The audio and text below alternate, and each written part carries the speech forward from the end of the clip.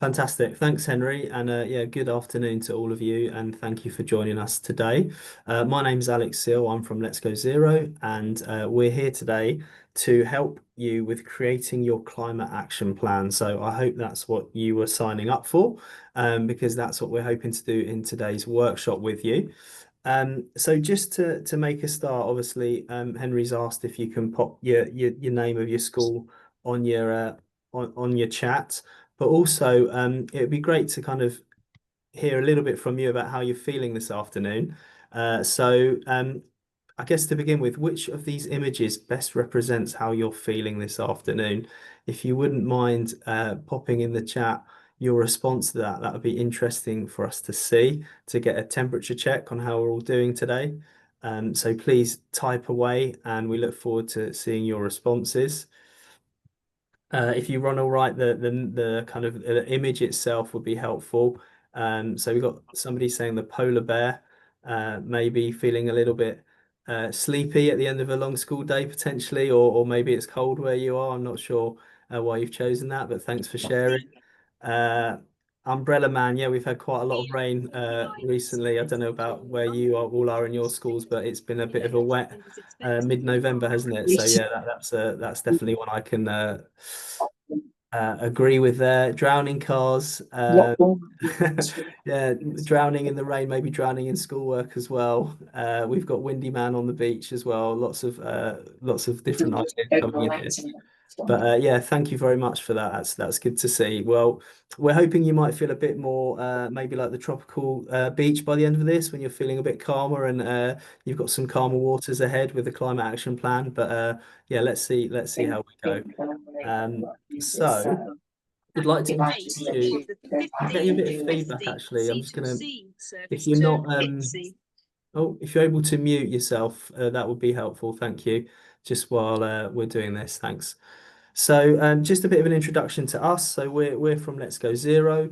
This is the team here. You can see on the left, this was taken at an away day that we had in York last year. Um, there's around 32 climate action advisors now working in the role for Let's Go Zero, and their job is to help with climate action planning for schools, trusts, dioceses, and everything in between. And that's our team there. On the right, you've got the Green Schools Project team. Henry, do you want to say a couple of words about who you are? Yeah, that's just us at a team day in the summer. You'll recognise on the call today, Zenobia Nell and Bethany is running a little bit late. She may have joined, but she's joining the call as well. So yeah, well, and then a few people from behind the scenes in there as well. Fantastic. So Let's Go Zero. If you haven't heard of us before, we're the national campaign uniting nurseries, colleges, and schools to be zero carbon by 2030. Started off after the school climate strikes a few years back now. I think we're coming up to our fifth birthday. Initially started as a campaign trying to add voices to um, the growing call for government and other policymakers to support schools on this sustainability journey. We're closing in on 8,000 schools now. That's our target by the end of the year. And if you haven't already signed up for the campaign, these slides will be circulated after the workshop. Please do sign up and show your support. All the numbers really help in the calls and the messages we can bring to government about helping schools get more support with this. So in today's session, we're going to look at climate action plans, specifically why do we need climate action plans? What can they do for your school or your setting? We're going to look at some proven, ready to implement actions that you can begin with today at the end of this workshop. We're going to help you decide which actions might be most impactful for your setting, and then we'll signpost to some further resources and support as well. So I'm going to hand over to my colleague Will at this point, who's going to talk you through a little bit of the why and why this is so important to do. So Will, are you there? Yes, Alex, I'm here. Thank you very much, and lovely to see everybody. So yeah, I'm going to do a short piece on the climate science, so really the context for why we're kind of all here today, and like the precursor to the climate action plans. So some of you may have seen this climate science in 12 words before, written up by climate scientist Professor Kimberly Nicholas. It's a piece of paper that she took with her to a climate demo You can actually tell she's a scientist because she's referenced each of her points below, which is very impressive. So yeah, climate science in 12 words. It's warming. It's us, as in it's our fault. We're absolutely sure. 99.9% of climate scientists agree that it's definitely down to human interaction. It's bad. And really importantly, and most excitedly, we can fix it. And doing our climate action plans is very much a part of that. So some of you may have seen this image before. This is this image, graphic, whatever you want to call it, is referred to as the climate stripes, and it was devised by Ed Hawkins at the University of Reading. So each stripe represents the average temperature for a single year relative to the average temperature over the period from 1961 to 2010. Don't want to get too hung up on the in terms of the science behind this necessarily, but it's a really good representation of how much our planet has warmed. The shades of blue indicate cooler than average years, while the red shows years that were hotter than average. So the stark band of deep red stripes you can see on the right hand side of the graphic shows the rapid heating of our planet in recent decades. So yeah, very quite an arresting image, and certainly one that's been very much used quite widely. So in terms of impacts, very briefly, I'm going to talk to you about what the Climate Change Committee have said in terms of here in the UK. So they carried out an independent assessment of climate risk, and they've identified the three biggest risks in the UK are flooding, overheating, and water scarcity, which is quite interesting when you say that, flooding and water scarcity in the same sentence.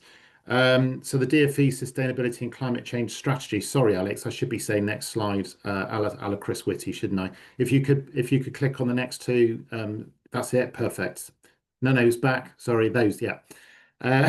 So the DfE's Sustainability and Climate Change Strategy states that up to 15,000 schools around the UK will be at significant risk of flooding by 2050. And half of that number are already in danger of the school itself flooding. I was talking to a school the other day that experienced exactly that. So obviously think of the repercussions of schools flooding, costs of clear up, access for pupils and staff, but also think about flooding in local communities and potential climate anxiety as a result of that. A brief word about overheating. So for those working in schools, I'm sure you all know exactly what the potential impact of overheating in schools is, how that affects the delivery of education, thinking about children being less able to concentrate or learn, staff less able to concentrate, think about the duty of care that leaders owe to staff in terms of their well-being in the workplace. And also, sadly, the evidence that shows that heat waves and excessive heat is very much associated with an increase in domestic abuse at home. Obviously, this may impact some children in your settings. Next slide, please, Alex. Thank you. So, and then the last one, was water scarcity. So at the same time as increased flooding, we're also likely to experience water scarcity due to flash flooding and hotter summers. So I'm amazed. I think hopefully this rain will be doing something to repair that. But I'm amazed around me in Somerset that our reservoir is still 35% full. So we still need lots more of the wet stuff to come down. But it's because of the very dry spring and summer we've had. We're going to be experiencing more of that as we go forward. So England faces 5 billion litres a day shortfall for public water supplies by 2055. That's the prediction at the moment, and a further 1 billion litre a day deficit for the wider economy. How does it impact schools, education, fresh drinking water, water for sanitation and toilets? Obviously, if we have any growing areas as well. So all three of those things, overheating, water scarcity and flooding, they all are going to impact on, like, in terms of wider society, food production, insurance costs, and obviously that drives up costs for schools. Next slide, please, Alex. So why schools? Schools are a really key part of the transition to net zero. So the emissions from schools make up around 2% of the UK's total greenhouse gas emissions, but actually around 37% of the public sector's emissions. So the government recognised that a key part of the 2050 net zero target is helping schools to reduce their emissions. So the great thing about schools is that not only do you have the potential to reduce your greenhouse gas emissions through things like energy saving, but also whatever schools do will have a ripple effect out into their communities, influencing wider behaviour change and social norms. And obviously, schools obviously play a key role in educating young people around the world about the world around them and the potential they have to create positive change. And last slide from me, please, Alex, before I pass back to you. So the DfE context. So you may be aware of this.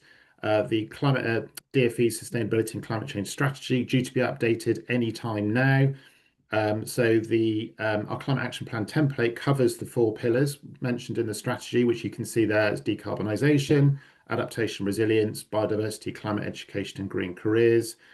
What we would say around this in terms of your school setting is it's so important to build a team, a working group, so that you can tackle these 4 different areas of the strategy.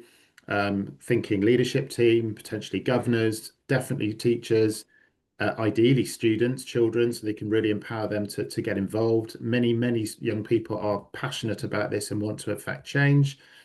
And very much link it in with your school development plan. So really give it the impetus that it needs. Our climate action templates can link in with Ofsted criteria and also SIAMS too. Over to you, Alex. Thank you, Will. So hopefully that was a useful overview of climate action plans and why they're so important for our settings. What we wanted to do at this stage of the meeting now was to give you a little bit of time to reflect on the actions that you may already be doing in your schools. And we've separated these out into different pillars. These pillars fit with the 4 areas that Will just introduced from the DfE. So in a moment, I'm going to pop a Padlet link into the chat, unless one of the Green Schools team have got that ready to go. I don't know, Henry, if that's something you've got ready I to go. haven't, sorry, no. No problem. It's all right. I'll stop sharing and I'll find it. Just because I'm on a single screen at the moment, I'm just trying to navigate between things. So just bear with me 1 second. While I'm doing that, if people can just have a think about what they're already doing. And then once the Padlet link comes into the chat, if I could ask you to navigate to it, it's quite easy to use. You'll see that the different pillars are listed on the left-hand side. All you need to do is click on the plus button and it will allow you to write in what you're doing on the different pillars. So it's really helpful for us to see at this stage what sort of things you might be doing, and for you to reflect as a school on lots of things that are potentially already there as foundations to build on. So I've popped the link into the chat. Hopefully that's easy to get onto. If I could just ask you to spend the next few minutes having a think about that, and I'll just mute myself for a moment to give you a chance to think and type some things in there. If anyone's having problems accessing, please let me know.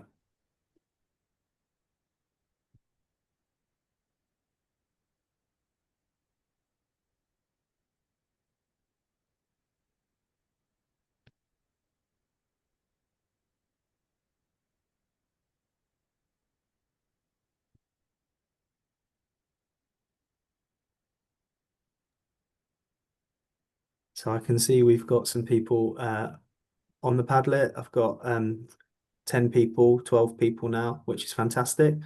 So yeah, we've got energy, water, waste, food, transport, nature, biodiversity, climate education curriculum, anything in your foundation or your culture, maybe the way that your school is organized or outreach you might do, the way you communicate to your community. So fantastic. We've got the first one come through now. Thank you, Lucy. Of course, we've got the wonderful Green Schools project. That's why you were all here today, using that to help with CPD and assemblies for the whole school alongside other sustainability projects and event days. That's a fantastic example. Thank you for sharing, Lucy. So yeah, that would fit wonderfully in your climate education and curriculum pillar. So Henry, have we shared the climate action template with participants in advance? We have, yes. So you should have had an email from Nell today with the climate action plan template. I've actually just created a link. If it is, yeah, really helpful if you have the Word document, which is the climate action plan template, open as you go through the session. I think I'm just going to put a link in the chat. If you haven't got it, I think if you click the link, that should then enable you. It should download for you. Fantastic. Yeah. So in a moment, we'll give you a chance to bring that up, and you can start to think about where these actions might fit in your plan. So that's helpful. Thank you, Henry. So loads of stuff coming through now. Thanks everybody for contributing. That's really appreciated. We've got a lot of things in energy. So schools with solar panels over 700. That's exciting, John. Well, that sounds really, really fantastic. And similarly, Dean saying solar panels as well. Shahnaz as well, got some solar panels and eco warriors monitoring energy. This is a fantastic way to get the students involved, or eco fairies, if you will, from John. As again, that's a nice way of putting it. We've got switch off days. We've got yeah, lights off more frequently. So that behavior change we know is really key in driving lots of the changes in your settings here. But also using technology, you know, LED lighting, lights on timers, changing the temperature on your thermostats, etc. So some fantastic range of actions there. Brilliant to see. In water, we've got some actions around yeah, using water butts and tree planting, yeah, feeding back water to ponds or places that can hold that water at a ground level. Um, We've got recycling in waste. Yes, lots of new regulations coming here about food waste as well, which I can see people are on top of, which is really good to see. And again, using the students here to monitor that waste and take an active role in changing some of the behaviour there. Food is a big area that we can have impact on in terms of our emissions. So yeah, growing your own in allotments, planet friendly days I can see here with low carbon menus, weighing our food at the end of each week. Thank you to whoever gave that a heart. It's nice to see you commenting and appreciating other people's work. Looking at food waste and auditing food miles. So thank you everybody for bringing these into the Padlet here. Transport, again, a big area for decarbonisation. So lots of people here talking about kind of specific weeks or kind of times in the year where you might focus on more active travel, which is great. And also having that infrastructure page, like you said, having that storage to make that an easy option for pupils and staff is really key. Nature is often one where we find schools are already doing a lot already, and I think it looks like this is the case with the team on the call today. So yeah, gardening clubs, bug hotels, really good to see that. And enrolling with the NEMP, yeah, the National Education Nature Park, one of the DFE programs, sustainability programs, really fantastic offer there to engage young people with mapping biodiversity on their school site and looking to change that and bringing in some green skills as well. And hopefully we'll get a chance to talk about some of these with you all later on in the call.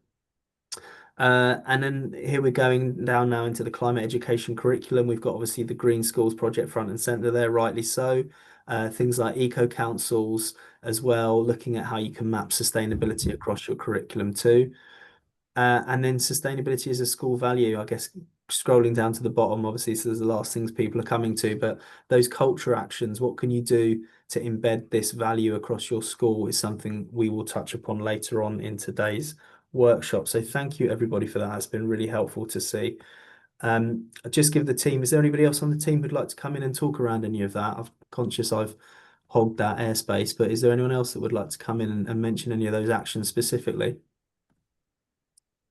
Henry, lots of people talking about the zero carbon schools, green Yeah, school great, project. great to see. Yeah, no, I mean, yes, it's really nice to see all the different things that you guys are doing. I'd expect nothing less from you guys because I can see some people who've been on the program for several years. So hopefully, those of you who are just starting the program can learn from those schools who have done lots already. Absolutely. And I don't know, I'd like to open it up to the floor then if there's anybody on the call, no pressure obviously, but if there's anything at this stage people would like to particularly mention to the rest of the participants, there is a moment for you to share now if you wish. Obviously no pressure at all, but if anybody does, please pop a hand up and we'd love to hear from you.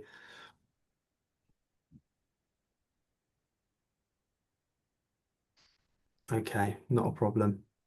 Right, we will move on. Bear with me while I bring up the presentation again.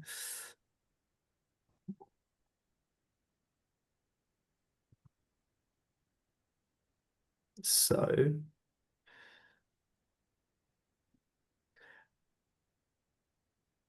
uh, I guess one question I should have asked as well, in fact, we can do a show of hands for this, is does anybody here already have a climate action plan in place at their school? If you have, can you pop your hand up? Oh, I got a noise there, but not a hand. I've got a couple. Right, fantastic. So but John, Olivia, delicious. we've got a few, so we've got two or three people there, which is great to see. If you have, that's brilliant. I think it's absolutely fine for you to have any template or way of displaying this, and there's no stipulation from the DFE or anybody else around what one should look like. We have our own template, which Henry has shared with you in advance. You're welcome to use that.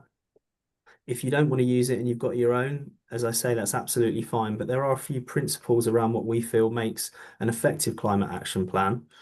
So one of which would be keeping it within a number of actions that doesn't become overwhelming. So we recommend around 20 to 25 actions, no more than that. We find that those which have more actions than that can become a little bit cumbersome and difficult to keep track of. So 20 to 25 actions we find is the optimum amount on your climate action plan for a year.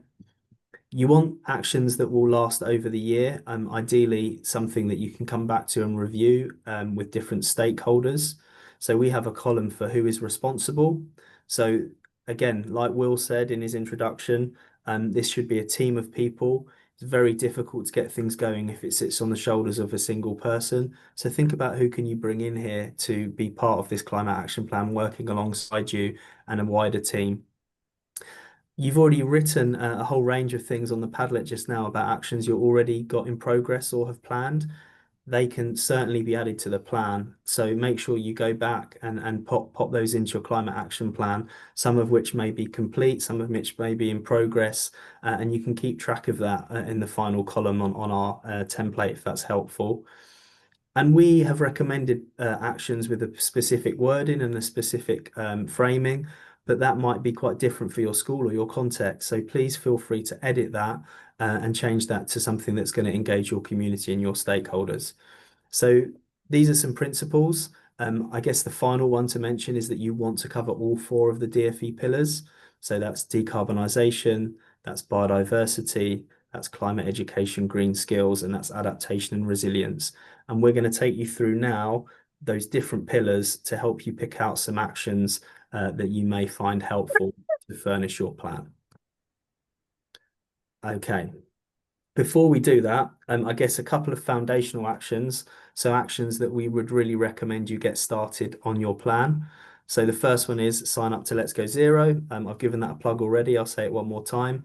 By joining this campaign, your school confirms that it's taking action now. So we'd really appreciate you adding your voice to our collective voice on that. We'd really recommend you set up a sustainability working group with different stakeholders. That might be the business manager, the site manager, a curriculum lead, a senior leader, a link governor. The more range, and of course the young people, the more range you can get in this, the more likely you're going to gain traction with your efforts. And another easy one, I guess, to do, but an important one, is to promote the work you're doing more widely on your website or through your newsletters. We do have a comms pack that we'll share at the end of this that can help with that. So please do that and make sure people are aware of what you're doing in this space. Okay. So I think at this stage, I'm going to look to share another form with you, a Microsoft form. What I'd ask you to do is have a look through that. And as we go through the session today, if you could keep and tick the actions you'd like to choose on your plan on that form, that would be a really helpful way of us being able to help track with you what you've decided to do at the end of today's workshop. And if we do have further correspondence with you, or if you're talking to the Zero Carbon Schools team, we'll be able to check in to see how you're getting on with those actions. So again, I'm going to have to stop sharing just because I need to find that, but I'm going to pop that in the chat. And then if you can bring that up, that would be a really helpful way of tracking how you're getting on in today's workshop. So I'm just going to pop that in now. And again, you should all have access to that.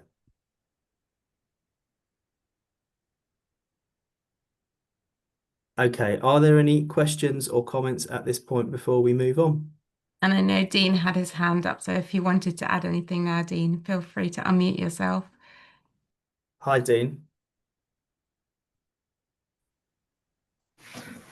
No, it was just to sort of add to say that like things it can feel quite overwhelming. Like we've done it for quite a few years, and I know when I bring people around, they're like, "Oh, you're doing quite a lot," but it's just about starting it. It's just about doing something that you've got time for, and especially for me, having the pupil voice elections in the school, we've got 3 groups. We've got 4. We've got a social justice committee. We've got a food group. We've got an eco committee, and then there's sort of like a sort of subset of that is the sort of transport one, and the kids are the ones that really sort of drive me on and sort of bug me for meetings or to do things. So it is really just about getting started and thinking like small things. I know that eco schools have also got quite a lot of, I'm not sure if your rivals or anything, but they've got quite a lot of resources there so that you can sort of tap into and run with. So yeah, it was just to add, really. Sorry.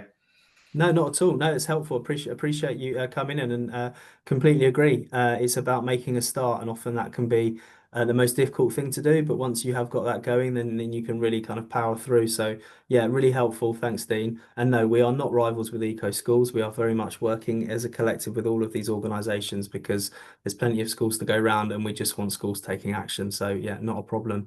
Right, I am going Sorry, to. just to add to that, yeah, Go Eco on. Schools and Green Schools Project are both part of the Let's Go Zero coalition of organisations. So yeah, no, we're very much pulling in the same direction, and yeah, have working together. Thanks, Henry. Yeah, I should have said that, shouldn't I? We're part of the coalition indeed. Right, let's move forward. So we are going to head on to looking at some of the specific pillars now. So if you have your MS form up with the actions that you might choose on each pillar, that might be a good way of keeping track of how you're getting through. But I'm going to hand over to Henry now, and the rest of the team are going to take you through the pillars. Right, yeah. So I'm going to just give a brief introduction to this section because um, going back to this idea of rivalry between eco schools and green schools project have 2 different carbon footprint calculator methods. They're just different. They're just different. There's no kind of one is better than the other, or that they're just different methodologies. I know Let's Go Zero works more closely with the Count Your Carbon tool, which eco schools set up. We've got our own method, which we haven't released kind of beyond our program, and it's just been used for the schools on our program. So just to introduce that slightly, Alex, if you could go to the next slide, please.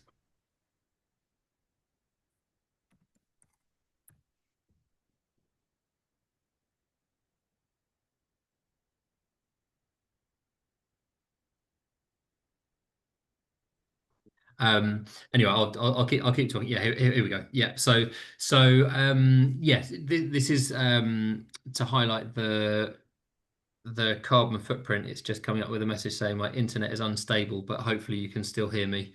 Apologies for that. Those of you who've been on the program and have submitted your data once or twice or more times than that, you'll recognize this poster, which is what you get when you complete our carbon footprint. It used to be a survey, now it's an online tool. And we split up the carbon footprint of the school into 4 areas: energy, travel, purchasing, and food. And we sort of make a comparison between the other schools on the program in those 4 categories. So green, you have a low, and we do that on a per pupil basis. For some of the criteria that we have different thresholds for primary and secondary. If there's kind of big differences, travel, for example, because secondary schools have a wider catchment area, so pupils are coming from further away. Others they have the same thresholds, so it's all done on a per pupil basis. Absolutely, just to highlight, it's not to say that red is bad. Red is you're ahead of most schools. The vast majority of schools haven't calculated a carbon footprint, so just having the knowledge of it is the best first step. It's a way of highlighting kind of places areas of the carbon footprint which might have the highest potential for reduction. So if you come out red in one area, it might be that you want to start focusing on actions in that area and not so much on the green areas. Equally, if you know there's scope for there will be scope for improvement in all of them, and you know no one will have kind of got there. Even I think we had our first school last year which had 4 greens, but it doesn't mean that they've got it sorted. Whenever there's a carbon footprint, kind of, you know, there are things that you can do to try to reduce it. So just a bit of information about the different areas. Purchasing includes all the things that the school buys and uses.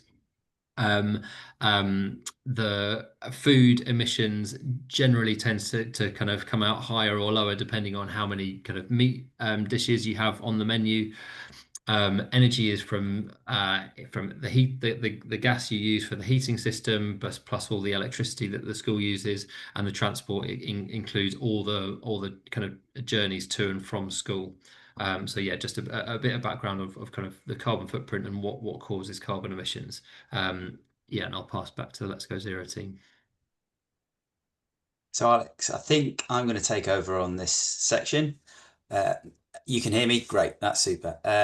So what we've got here are the example actions that we know work in schools and that are achievable by almost every school. If you go to your template Word document, you'll see you've got these same actions in the document. So what I'd suggest is, as I talk through and explain a little bit more about these actions and why they matter and why they make a difference, that you look through the Word document that you've got, and when I've kind of described everything, you'll have a moment to just pick out what you would like to take forward yourself, what you think is most appropriate for your school. Okay, so the first kind of line of actions we've got are about energy use, and they're about the infrastructure in your buildings and how that helps you to use energy more effectively and more efficiently. And the first suggestion that we would make, that you would take as an action, is to make sure that you've got a smart meter installed, and this opens up lots of other actions by providing you with data with your consumption being tracked every half an hour and then uploaded into a platform so that you can analyze and visualize that data and take more effective actions later. So this should be a free request, but you have to go, if you don't already have a smart meter, you have to go to your utility supplier and request that you would get one installed. So that's the first suggestion. The second two, they relate to the timings and the temperatures that you've set for your heating system. So a BMS here means a building management system, or you might also hear it referred to as a BEMS, a buildings and energy management system. It's whatever it is that controls your heating, right? When it comes on, how early it preheats, what time it turns off around lunchtime, if you've got a reasonably chunky building that can store some heat and take you through the afternoon, and the temperatures that it's set to get to, the set points you might hear this referred to as. So we recommend 18 degrees Celsius as the temperature set for classrooms as the set point. This may rise when you've got students in the room, as they as a group of people are constantly emitting heat and causing temperatures to rise. You'll be very familiar with that effect. And by setting at what might appear to be a relatively low temperature, you can make quite a significant reduction in your energy bills. Each degree that you can turn down, so say you're turning down from 22 degrees to 21 degrees, or 21 degrees to 20 degrees, or down towards 18 degrees, each degree is expected to cut heating costs between 5 and 10%, which can be hundreds, if not thousands of pounds of savings for your schools. So make sure you've looked at setting those well. The next one is similar. That's about giving you more granular control around the school. A TRV is a thermostatic radiator valve. That's the dial that you'll see on the end of a radiator that allows you to set a temperature when that radiator is going to turn off and stop supplying heat to that room. So it's particularly useful if you have uneven temperatures around your school. And these are very cheap to purchase and to fit, and can be retrofitted onto most existing radiators. The final suggested infrastructure action is to look at installing solar panels and the potential for that. Solar panels are a relatively big carbon saving that pays for itself within 6 to 10 years in most circumstances. And so we would suggest looking to organisations like Solar for Schools or Eden Sustainable, or downloading a copy of our Let's Go guide and beginning that process, because they're applicable for most schools and they are cost-effective infrastructure developments. John, can I just give a quick additional plug for Solar for Schools? We're Green Schools Projects is actually an educational delivery partner for them. So yeah, we work very closely for them and love what they do. And you'll be able to tell schools in your program about the different financing options and the different service options that Solar for Schools provide, not just installation. Great, thanks. Super. And I can see from the Padlet that this is something that a number of schools, so I see John Gerard's noted that, and Dean Scott as well as LED lighting. It's not something we've got here as suggested actually, because so many schools have already taken it already. But if you haven't, LED light retrofit is a really significant thing to do. They'll pay back for themselves in less than 3 years and perhaps in less than 2 years, and lead to thousands of pounds of energy bill savings. Okay, I'm going to come on to the next line of suggested actions, which you'll see in the next table in your Word document, which is about your habits and your behaviours around energy use. So the first one there is to incentivise your students to help you to save energy by giving them potentially awards or interclass competitions, house points or similar, or electing school or class energy champions. Get your students involved in identifying where lights, projectors, computers are being left on around the school and give them a stake in turning that off. A switch off campaign is another way of focusing that action into a specific period. There is the national switch off campaign that's running at the end of November. We've put a link to that in the slides and we'll circulate that. But you could also look focusing around holidays and vacations, making sure that everything is switched off before you leave the school buildings. When I look in the next part at the smart meter data that I see working with schools, I'll often find hundreds, again, if not thousands of pounds of energy being used in holiday periods when there is no one using the building. And this is money that I'm sure you'll agree could be better spent within the school on resources or on staff.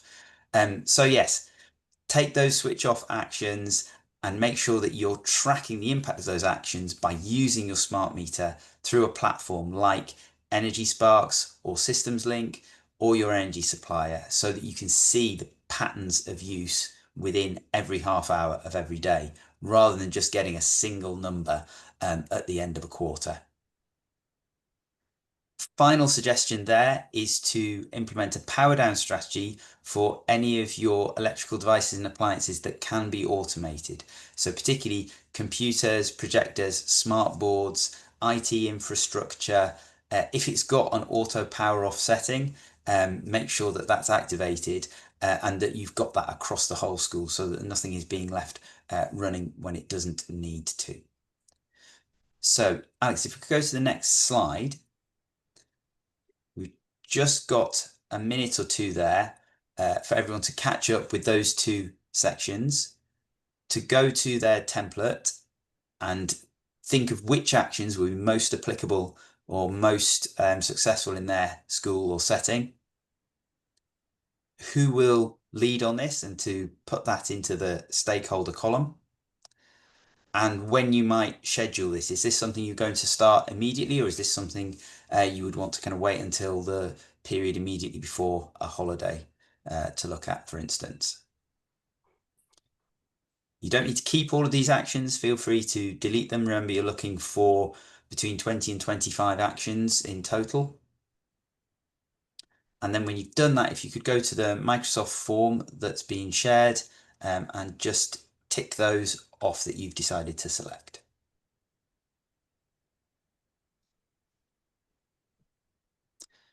Okay, anything else from anyone else before I move on?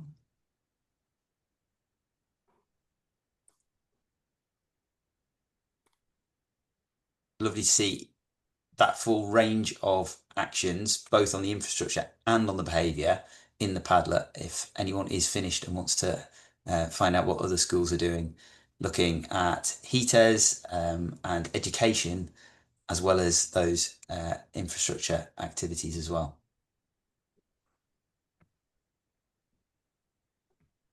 Great. Okay, Alex, can we go to the next section then?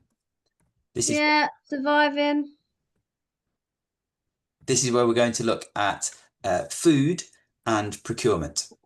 Okay, so the first section about food, broadly, a lot of this relates to reducing the amount of meat being consumed because it's broadly an indicator of climate and environmental impact. So the first suggested action is simply to email an example copy of your school menu to the organisation ProVeg, who'll give you recommendations and advice on how you can present your menu and what the recipes that might be improved or the range of options that might be provided. This is a kind of a free service, and there's an active link there in the document that will be shared. Oh, in fact, I can see it's active in the Word document as well. As well as looking at your menu, you could look at arranging the days of your menu so that you have a meat-free option focused on every day, increasing the number of those, or increasing the number of planet-friendly days.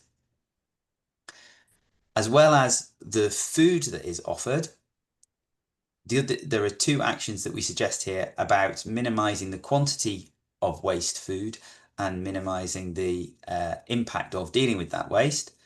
First suggestion there is to weigh food waste to get your students involved as part of a curriculum or an eco-club activity, to highlight and to help to understand better the scale of food wastage, and then feed that back to your canteen and your caterers so that they can reduce portion sizes or change recipes or menus as necessary if there are particular issues being highlighted by looking at what is being wasted. And then a final action is about kind of closing the circle on food and to set up composting for small items like snack time fruit to supplement your main regular food waste collection. It's a really good educational school and can encourage biodiversity on site, particularly if you went for a worm-based composting bin as one of those types of options. So, beyond food, if we're thinking about all of the kind of the material that kind of comes through school and has an environmental impact, procurement is the other category that we look at there. So we're thinking here about uniform because of the sheer number of items and the fact that textiles are a relatively high impact category of goods and services. And so whatever you can do to promote and to increase the amount of exchange and keep items in use, uniform items in use around your school is a really positive action to take. And we've got a Let's Go guide that we can share about how you can get started with doing that. Reducing branding on your uniform and the number of items that are required that have got specific requirements can reduce the amount of new items or specific use items. And so this is a kind of a really positive action to take in that same area. Also with procurement, you want to be thinking about the products that the school is buying itself directly.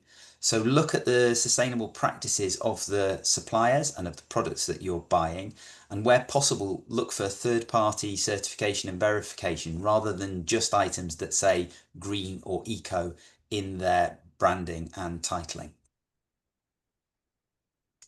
Something else that requires a little bit more effort when you're going and doing purchasing, but is very worthwhile, is to look at energy efficiency and factor that in to purchases of appliances that are high energy consumers. So we've highlighted here ovens, fridges and kettles. These are categories where there are energy efficiency ratings and labels readily available at the point of purchase, and you can do simple calculations to see what the whole life costs of these are, and you may be pleasantly surprised that it's not always the cheapest items that will lead to the lowest costs.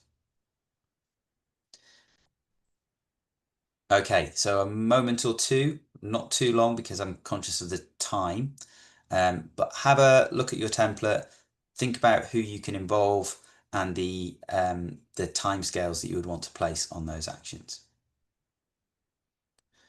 The final two groups of actions that we're going to look at relate to waste and transport.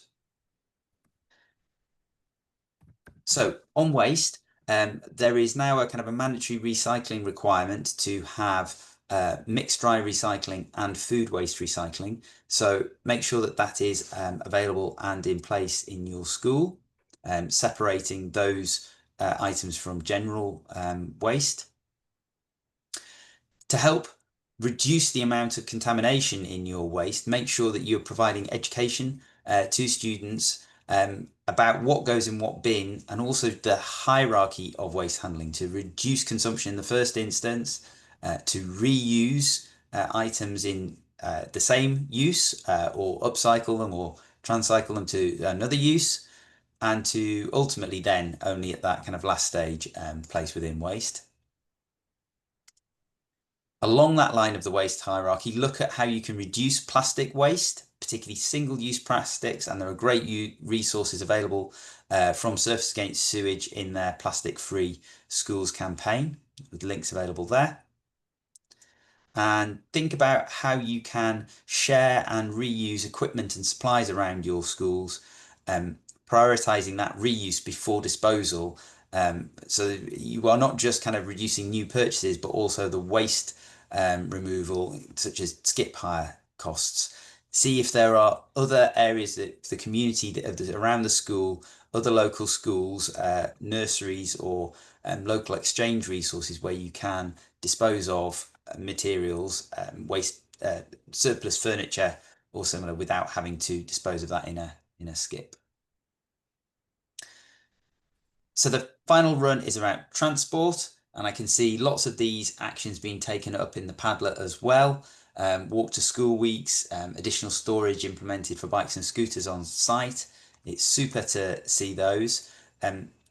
Once you've got those infrastructures, running campaigns to promote it or developing an active travel plan is something that you can get extra support with, and we particularly point people towards Mode Shift Stars, the Sustrans Big Walk and Wheel, and the Living Street Walk on Wednesdays campaign that I know many schools are doing already, and I can see that in the Padlet. Think about providing cycling proficiency lessons through Bikeability to enable and increase confidence of your students so that they can take active modes to school. And finally, don't forget that staff transport can be a significant contributor to carbon emissions, and help to unlock the shift to electric vehicles by installing workplace charging points. Currently, there is funding available from government through to March 2026 in this round of funding to get those installed within your site and available to your staff.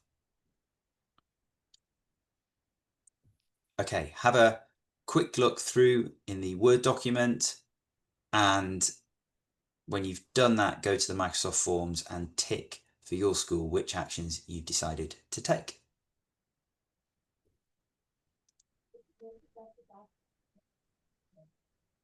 Super. I'm going to hand over now to my colleague Oki.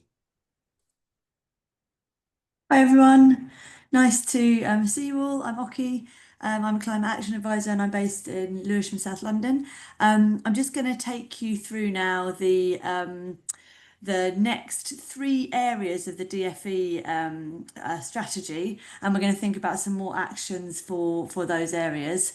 I'm aware that you might be feeling a little bit like the flooded cars at the beginning of this session, because there's been a lot, I imagine. Hoping shortly that we're going to be heading towards the beach. So I will try and kind of take you through relatively quickly through some suggestions on the next few things, and then we'll hopefully have a little chance to share some of the thoughts that we've had. The first, or the next kind of area that the DFE is asking schools to look at after decarbonisation is adaptation and resilience. And really what this is driving us to think about is how schools will adapt and remain resilient in the face of the changes that climate change will bring. So that's looking at issues like flooding and increasing temperatures and those kind of things across schools, and how schools can respond to them. And then we're also going to look at biodiversity. So that is thinking about how school estates can become more biodiverse, but also kind of increasing young people's access to nature. And looking at the Padlets, it looks like a lot of you are really ahead of the game on this. So that's really, really pleasing to see. And hopefully we can get some inspiration from each other in some of these things. So if we can go to the next slide, please, Alex. So we're going to kick off with adaptation resilience, and that kind of takes in water. And so just thinking about that first top line about some suggestions that we have, this is a challenging one for schools to kind of approach. But we would suggest maybe starting with what we call a climate resilience audit, and you can get students involved in this, and there's a really nice toolkit that's been designed by Learning Through Landscapes. And that really sets out where your school is in terms of if there's particular spots of overheating, if there's areas that are prone to flooding. So it kind of sets that baseline. And then moving on from that, trying to think about how you might respond once you've got the baseline. A simple thing that schools can do is subscribe to heat health alerts so that you've got the heads up if there is going to be a heat wave, and also in advance writing a heat wave policy, and we can share examples of that if that's something that you're interested in doing. Then just a kind of behavioural one, talking to staff about how to cool their rooms. Feels like a basic thing, but really, really important in those hotter weather, and we've all experienced that recently, and how difficult it is to teach in those conditions. So getting a bit of advance warning and knowing how to cool your rooms is really, really important. And then the last one there, perhaps a bit more long term, but considering measures to increase adaptation to flooding risks, so sustainable urban drainage systems. And it was really exciting to see from the Padlet that a lot of the schools you on this call are doing things in relation to this, planting and gathering rainwater and those kind of things. So really exciting to see how far ahead some of you are on this. Then water is obviously tied into adaptation resilience. Will at the beginning did talk about the fact that alongside flooding, kind of ironically, you also get water scarcity. And so thinking about things like simple things, checking site for leaks, using your water meter to give alerts if any kind of strange things are happening in terms of water use. And then also the educational piece, raising awareness around consumption and efficiency of water. And there are lots of resources out there that can help you do that. It was really pleasing to see lots of you already doing this, installing water butts and also collecting rainwater for kind of flushing toilets and that kind of thing. A really good way, obviously, to tackle water scarcity. And then finally, then thinking about installing mechanisms to reduce water wastage. Lots of water companies will come and do this for free. So it's worth checking with your water company whether they would come and do a water audit and also install some of these systems. And then moving swiftly on, thinking got our beach in mind, moving on to biodiversity and nature. I noticed that one school was already signed up to the nature park, and hopefully maybe you can share some of your thoughts on that when we talk to each other at the end of this session. But it's a really, really brilliant resource. It's a way of mapping the biodiversity in your school, but also amazing selection of resources that kind of support learning about nature. Again, lots of you are already doing this, establishing gardening clubs or nature clubs, and then also thinking about increasing biodiversity, planting pollinator-friendly plants, putting up bird feeders, and all of those kind of other suggestions. And again, obviously inspiration to be taken from other schools on this call. And the final one there, really, I suppose, a bit more strategic, trying to make sure that there are outdoor spaces that enable students to connect with nature, whether that's an outdoor classroom or whether that's a forest school set up, to try and enable that access to nature that we all know is so important for young people. So that was a whiz through, but if you could just take a minute now, doing exactly the same as what John was suggesting, filling in your Word document, feel free to delete, obviously keep actions that you're already doing. It's already really nice to have something on your plan that's underway, and thinking about who will lead on it and when this might happen. So nice to kind of split these things up between the school terms so you're not overwhelmed in any particular term. And then what would be really massively helpful for us is if you could also put the actions you've chosen on the Microsoft form. So I'm just going to give a minute to catch up with any of that.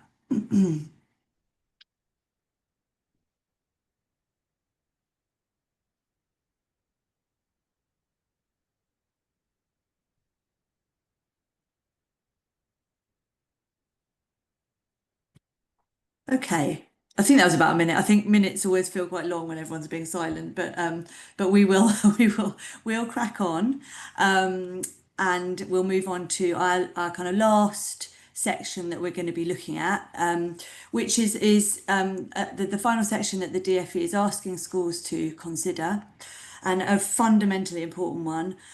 So that's the climate education, green skills and careers. And you're all here because you're already doing things on this because you're part of the Green Schools project. So that's brilliant. And so you've already got things you can definitely put on your plan. And we're just going to make some suggestions of other ideas in these areas. So I think a lot of you, in terms of, we at Let's Go Zero, we kind of split this again into kind of 3 different what we call pillars. Because that cultural pillar, that the first one there on the slide, is such an important one for schools as a kind of baseline to get action started, as I'm sure you all know. That you need the culture of the school to change before you can make really big changes yourself. So a lot of you already have done this, setting up an eco club or eco council.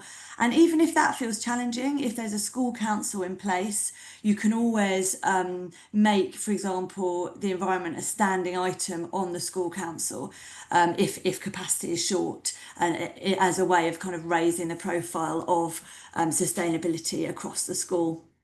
The next one we kind of suggest, and this was really nice to hear that about some schools already doing this, is to set up a sustainability award for students or for classes, and that could be something like the Eco Schools Green Flag, or lots of other kind of initiatives that schools will take to reward and celebrate where people are taking climate action. The next one, and I think you're all doing this, providing CPD opportunities for staff on sustainability, because I know that that's a key thing that the Green Schools project offer, which is fantastic. And alongside that, there are other opportunities that we can point you in the direction of as well. WWF has some really nice whole school CPD, and Let's Go Zero is also developing some CPD opportunities. So if you think that you can get that into your busy schedules, then really worth planning that in across the year. And then another one, which is obviously again challenging in terms of time, but can be fundamental in terms of keeping people inspired and energized, supporting staff to attend local sustainability networks and events, as a kind of way of, again, embedding sustainability across the school culture. And a really nice idea from the Padlet as well. I saw that in one school you have sustainability as a school value, so that's really a centerpiece to what your school is doing, which sounds fantastic. Next one down is thinking about curriculum, and again, the Green Schools project is doing some of this with you, and so you're already engaged with this. Some other suggestions. So you can complete a curriculum audit and there is a mapping the curriculum tool that we'd point you in the direction of, and that can really help embed things across all the different subjects. And then once you've done that audit, you could use the Teach the Futures tool for little tweaks. It doesn't mean you have to change the everything. Little tweaks to what you're already teaching in order to, again, embed sustainability. One other suggestion, surveying staff on how they feel about teaching sustainability issues could be a way of identifying where people don't feel so strong in terms of their teaching, and then addressing that. And then linking back to the nature point, creating an environment where lessons can be taught outside in all subjects. Then a final kind of area of focus is green skills and careers. And this really does apply across primary and secondary. Lots of research shown that talking to young people, really young people, about the opportunities in their future can be a really good way of inspiring them. And one thing that you could do in regard to this is accessing the Climate Ambassadors scheme. They have a series of volunteers who are experts in various different areas of around sustainability. So you can ask to have one of them come into your school and talk to your students and give expertise in a particular area of sustainability. You could try and embed green skills as part of any careers guidance that you do. And there are lots of resources out there to do that, both at primary and secondary level. And then thinking about kind of keeping young people inspired, getting people in who have had green careers to speak to your pupils and kind of open their eyes to all the different opportunities that there are. And finally, and it sounds like a lot of you are already doing this, providing opportunities for pupils to take leadership on sustainability, whether that's through green schools projects, whether that's through eco schools kind of suggestions, or kind of school-wide projects where young people get to have their voice heard about what they want to happen. So I've whizzed through some of those things. There's a nice little example of that leadership element that I thought might be nice to just focus on. In one school that Let's Go Zero's worked with, they did a carbon footprint, and then the eco team created lots of cardboard signs around that carbon footprint, and then held an assembly to explain to the whole school what that footprint meant, and also stood outside the school showing parents what the school's carbon footprint was and talking to the community about what they've been doing. So a really nice example of student leadership. Okay, and then just perhaps if you could take a few minutes and maybe like a breath now to just think about if any of those actions you want to put them on your plan, what would be most appropriate for your school, keep the ones you're already doing, and then also fill in our Microsoft form if you can. And again, maybe just a breather, a stretch, and a minute to do that. Before, I think, Alex, we have a few minutes. I think I might be ahead of time. I think I might have talked like super quickly. Sorry, everyone, if that was an overwhelm. But I think we might have a bit of time to go into breakout groups and just share some of our ideas. We will. Thank you, Oki, and thank you, John, as well. I do think it's important at this point just to take a moment, like Oki suggested, and have a look through the resources. If there are any questions at this point, then please feel free to pop your hand up or pop them in the chat. The Microsoft form has just been posted. I know we're asking you to multitask, which is difficult at the best of times, but particularly when you've got a meeting going on at the same time. So forgive us. We wish there was a simpler way to do this.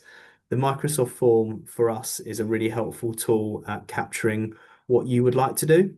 And so that if we then have any further conversations with Green Schools Project or with yourselves directly, we are a bit more informed about how we can support you better. So that's what that is there for. The Climate Action Plan template is your climate action plan to take away and go and do what you want with. No doubt after this call, you will have some more ideas that spring to mind, or actually you might reflect on an action you've chosen today and think maybe that's not the most appropriate for whatever reason. That's absolutely fine. The plan is there to be adapted. It's a living, working document.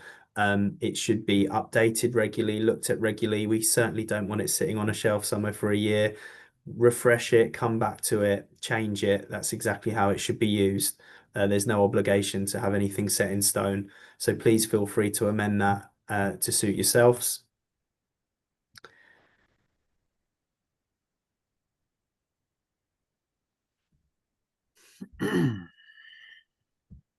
A couple of people needing to pop off due to various things. That's absolutely fine. Thank you for offering to complete the form and send it tomorrow. That's really appreciated. Likewise, if you do want any further support, do feel free to reach out to us as well. I'll share some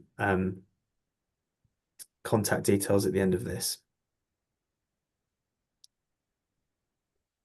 So as you're finishing off or getting through some of this, I guess it's a good time to do a quick kind of review. Remember, we're looking for actions across all 4 of those pillars. So are there, or is there, one action in at least one of the 4 sections or 4 pillars? Hopefully that's the case. That will make it a really broad and comprehensive plan in line with DFE guidance. So that's what we would suggest, is you try and find one in each. We often find schools find adaptation and resilience more tricky. It's probably something that's more new to them. I think that's Henry's experience as well through the schools you work with too. So if there is further support you would want with there, then do reach out. Another great one to include on there is adopting the NEU, the National Education Union Heatwave Protocol. They've got a fantastic document there that will help you be more proactive in preparing for heat waves.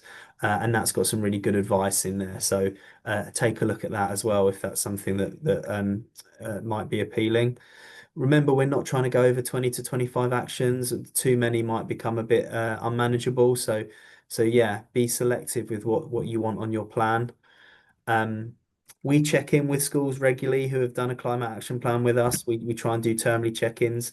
Invariably, we get to the end of 12 months and in 99% of cases, they haven't done all the actions. That's absolutely fine. Some of them might roll on to next year. Some of them you might go, actually, that hasn't suited my school setting for whatever reason. So that's okay. But try and choose something now that you think might be achievable within the next 12 months. And then, yes, if you do get a moment towards the end of this session to submit that Microsoft form, that would be really appreciated. And I know Henry's got something too that he'd ask you to do for Green Schools Project, which we'll share at the end too.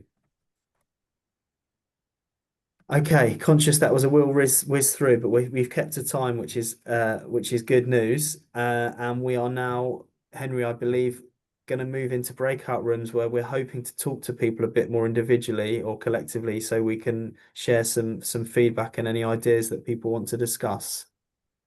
And get around a table, some of these stakeholders to finalize your plan. Have a look at your carbon footprint that you've done through the Zero Carbon Schools. Do you think your plan might need adjusting in line with that? Remember, your plan is a live document, so check it regularly and update it regularly. And finally, there is a link there at the bottom. If you would like any other support, the Climate Action Advisors are here to talk to you on a more one-to-one basis, as we've just done. Please do click on that and register your support with us, and we will be in touch to help you with all of your work with Zero Carbon Schools and beyond. I think that's everything from us, and we have about 1 minute left. So, Henry, you have 1 or 2 minutes to finish off this afternoon. Yeah, unless anyone's got any questions, you can take up my sort of waffle time. But yeah, put your hand up if you've got any questions. Otherwise, yeah, no, thanks so much to everybody for coming, and a massive thank you to Alex and the Let's Go Zero team for that session. What I loved about kind of just planning and preparing it is that, you know, Alex sent over the plans and the templates, and it just aligns so closely with our program, what we're doing, all the work that you guys are doing at schools. There was a tweak here or there, but there really wasn't much that we thought needed to be changed. And also just to say, there are quite a few schools that we're working with who have worked with the climate action advisors, and it just it fits really nicely together. So yeah, do take them up on their offer of support to kind of build on your climate action plan and work kind of alongside your senior leadership team. So yeah, thanks so much for coming. And yeah, I thought that was a really useful, as has been pointed out, very action oriented workshop, which we love. Like, there's so much covered in that session, and hopefully it's been a big help for either starting from scratch or kind of building and developing your existing climate action plan. So thanks very much, and yeah, we'll be in touch.